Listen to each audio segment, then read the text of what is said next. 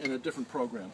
This is a fouling piece, like you probably would have seen. Oh, you were doing that. Okay. Yeah, down the North Bridge. I think you had a whole bunch of classroom students. Yeah, we're from Florida. Out there. Yeah, had a great time. Yeah. Okay. Well, that's right. There you go. Clean as a whistle, so far. Now comes the fun part. We put down the cork. Good, came right out. That's nice and easy.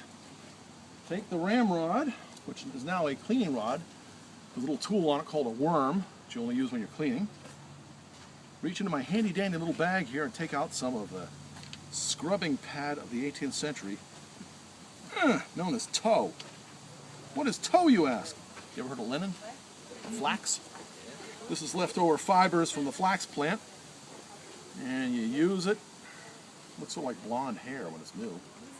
That's where they get the idea of like a tow-haired moppet or a flaxen-haired young lass. That's where these things come from. And then take this, wrap it around this bad boy here. Hope it stays on. Nothing worse when it gets stuck down the barrel. And then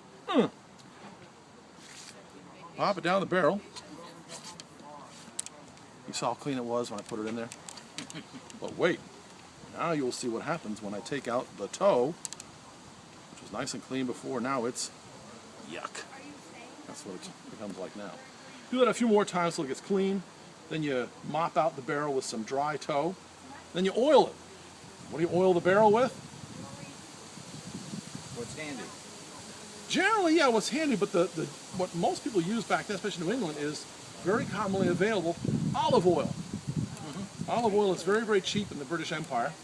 It's mostly comes from places like Sicily and the Balearic Islands and Canary Islands, places like that, from Portugal as well. Olive trees are everywhere in the Mediterranean, and it's very, very cheap, and the oil never goes bad. Makes a great salad dressing, too.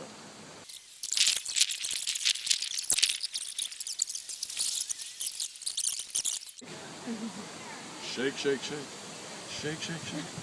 There you go. That's me. Now I got to put a little bit of oil on the toe.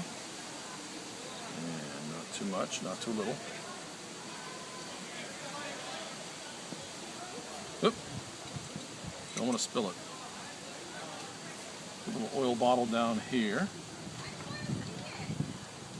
Now we take this and run it up and down the barrel like so. That helps keep Mr. Rust away. But are we done? Just about. We still got to clean off the lock and put the gun back together.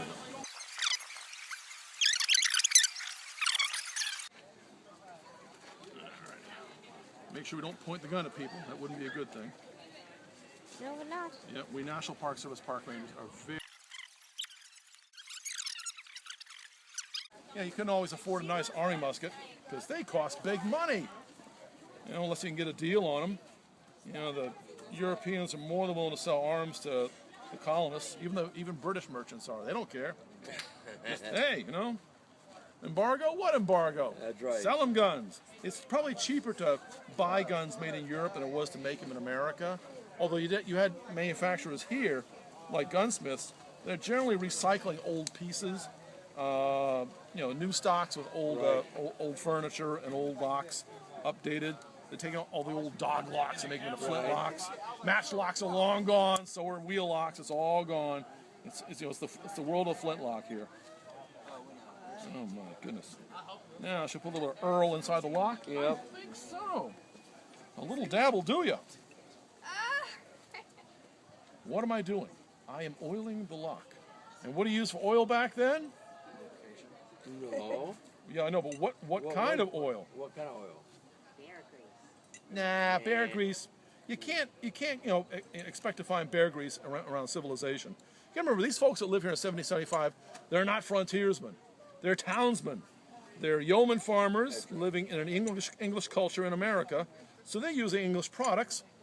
Olive oil, which comes from Sicily, comes from Balearic Islands, from Canary Islands. They're not using whale oil much. That's really kind of hard to harvest this point. Italian. Well, Sicilian would have been, you know, the Sicilians and Neapolitans who run those places They sell a lot to the British. It's very, very cheap.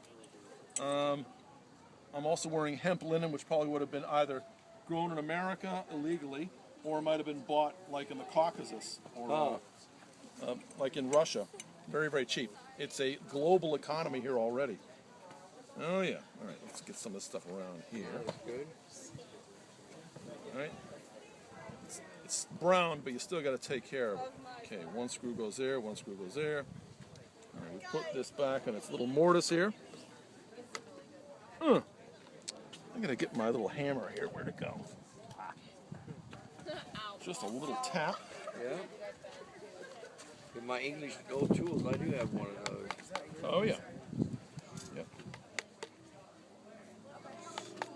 That's one thing. Well set. We're getting there. Yeah. Put the oil down. We'll put in the screws. Put a little bit of oil on the screws just to keep Mr.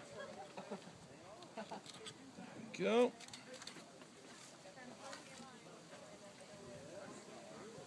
There we go.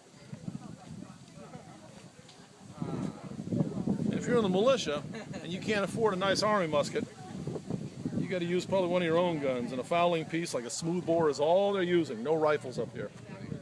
You know, one of the big myths of the American Revolution was the rifle won the American Revolution. Wrong. The reality is, guys with muskets and bayonets and a lot of guts and training behind it make America the best European-style army in the world by 1781. They really are. Line up, fire volleys towards the enemy, fix bayonets, charge, push them off the battlefield. That's what wins wars. Teamwork, and a lot of work together. There we go. Now, we take off the worm. Yeah. Put all this. And that's what it's called, worry worm. Yeah. All the worms on the side, a little twisted piece up top there to hold your cleaning stuff. And we'll wipe this down.